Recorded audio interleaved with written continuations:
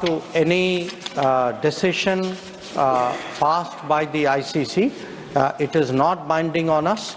India has given assistance to the people of Palestine. We support a two-state solution, and we have been public and unambiguous about that. Israel is concerned, it is a country with which we have a strong record of cooperation in national security. नमस्कार दोस्तों, आप सभी का बहुत बहुत स्वागत है पाक मीडिया कॉमेडी के एक नए वीडियो में। उम्मीद करते हैं आप सब बहुत अच्छे होंगे। दोस्तों, एस जयशंकर जी कुछ भी बोलते हैं तो पाकिस्तानियों को लग जाता है मिर्ची और उनका वीडियो पूरा वायरल हो जाता है पाक मीडिया में।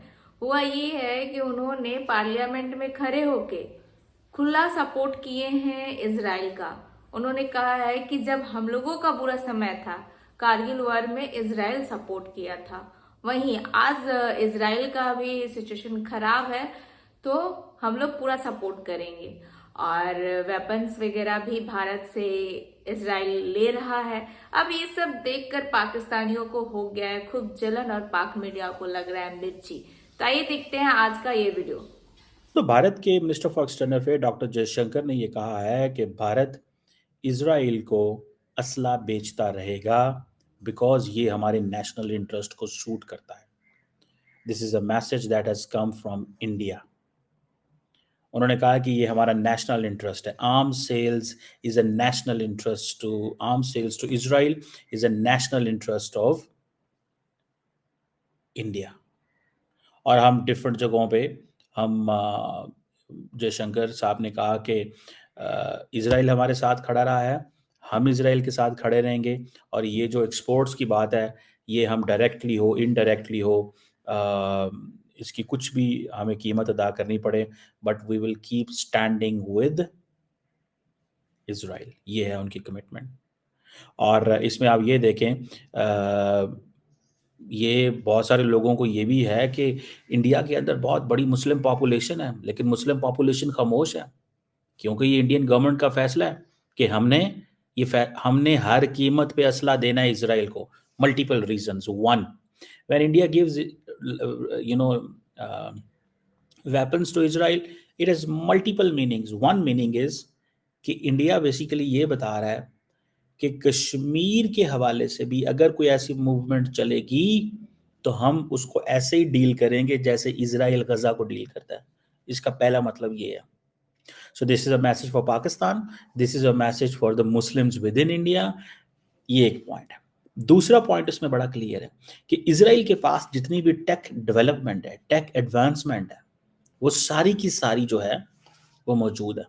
अगर इजराइल को के पास हेरोन ड्रोन्स हैं तो इंडिया ने वो ड्रोन्स लिए। वाई? बिकॉज दे नो इसकी सिग्निफिकेंस है।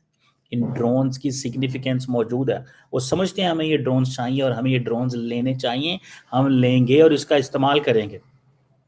ये एक चीज ज़हन में रखें।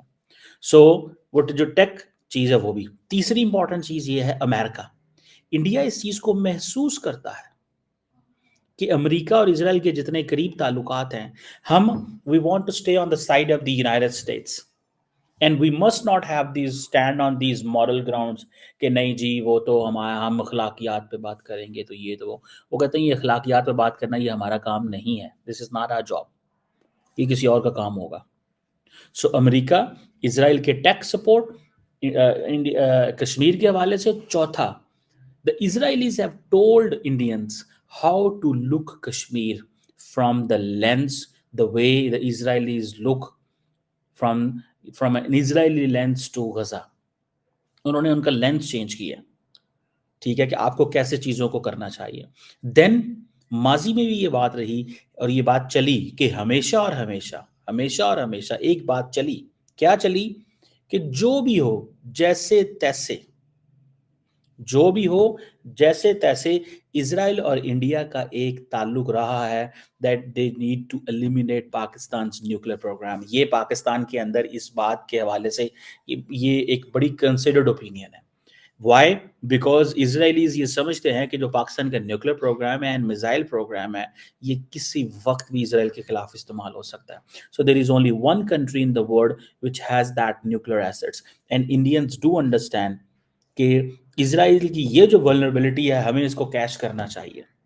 और हम इस चीज़ को कैश कर लेंगे तो हम इजराइल के साथ अपना एक अलायंस बनाएंगे अगेंस्ट पाकिस्तान। और ये माजी में कई दफ़ा ऐसे हुआ है जब पाकिस्तान के अंदर ये बात की गई हो कि भाई इजराइल जो और इंडियंस जो हैं वो आज रात, कल रात, परसों तरसों कभी ना कभी पाकिस्तान की मिलिट्री इंस्टॉलेशन पे, न्यूक्लियर इंस्टॉलेशन पे या मिसाइल प्रोग्राम पे हमला कर सकते हैं। ये बात अच्छा मज़े की बात है, अगर डॉक्टर जयशंकर को देखें तो ही speaks of two state solution, वो टू स्टेट सोल्यूशन की भी बात करेंगे, लेकिन वो ये भी क्या समझते हैं कि जी 45,000 के करीब बंदे मारे गए हैं, लेकिन वो कहते हैं हम असला देते रहेंगे। ये हमारा काम नहीं है कि वो बंदे मरते हैं या नहीं मरते, बंदे मर रहे हैं हमारे असले से, सो व्हाट, हमें इस चीज़ से कंसर्न नहीं है कि हमारा असला अगर मुसलमान गजा के लोगों के खिलाफ इस्तेमाल हो रहा है। हमारा मसला यह है कि हम इसराइल को बेच रहे हैं। समझ आ रही है बात आप?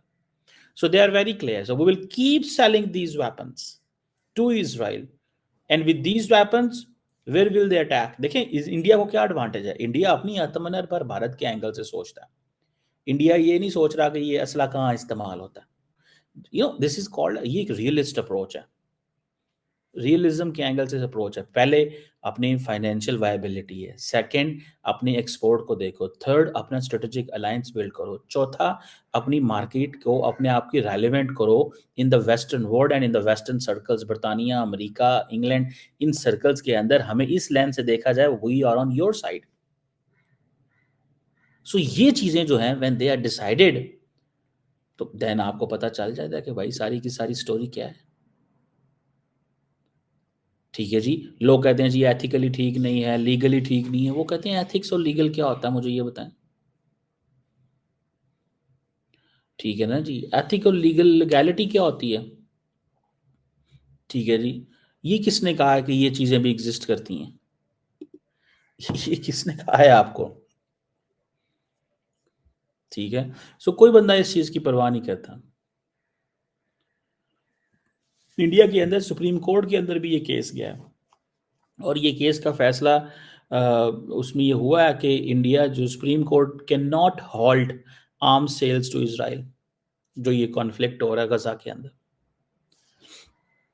ठीक है जी, वो कहते हैं कोर्ट बीच में कहाँ से आ गए।